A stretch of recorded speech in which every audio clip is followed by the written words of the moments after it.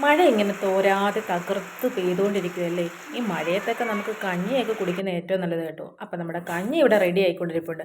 അപ്പം കഞ്ഞിയോട് നമ്മൾ എപ്പോഴും എന്തായാലും പപ്പടം പൊളിച്ചതും ചമ്മന്തിയും കാണുമല്ലേ. അപ്പം നമുക്ക് പപ്പടം ഇങ്ങ് എടുക്കാം പുള്ളിക്ക്. അല്ലെങ്കിൽ വേണ്ട, പപ്പടം നമ്മളെന്നും പൊള്ളിക്കുകയല്ലേ ചെയ്യുന്നത്. നമുക്കൊരു പപ്പടം തോരൻ വെച്ചാലോ.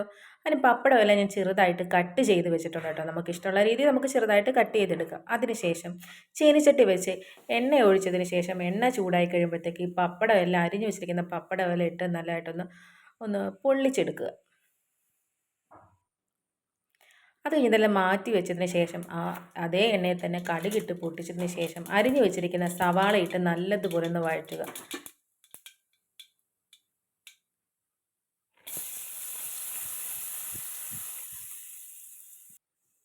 സവാള ചെറുതായിട്ടൊരു ബ്രൗൺ കളർ ആകുമ്പോഴത്തേക്കും ഒരു അര സ്പൂൺ മുളക് പൊടിയും ഒരു 1/4 സ്പൂൺ മഞ്ഞൾപ്പൊടിയും കൂടി ഇട്ട് നല്ലപോലെ വഴറ്റുക.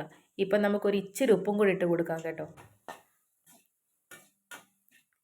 നല്ലപോലെ ഒന്ന് വഴറ്റി ഇതിൻ്റെ പച്ചമണമെല്ലാം മാറുമ്പോഴത്തേക്ക് നമ്മൾ ചിരകി വെച്ചിരിക്കുന്ന തേങ്ങയും കൂടി എടുത്ത് ഇതിൻ്റെ കൂടെ ഇടുക. ശേഷം ഈ പൊടികളെല്ലാം പിടിക്കത്തക്ക രീതിയിൽ തേങ്ങ നല്ലതുപോലെ ഇളക്കുക.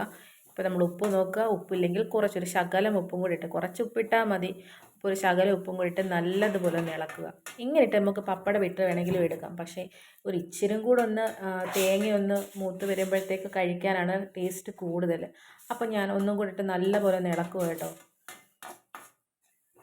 തേങ്ങ നല്ലതായിട്ടൊന്ന് മുരിഞ്ഞ് വന്നിട്ടുണ്ട്. അപ്പോഴത്തേക്ക് നമ്മൾ വറുത്ത് വെച്ചിരിക്കുന്ന പപ്പടം എല്ലാം കൂടെ ഇതിലോട്ട് ഇടുക.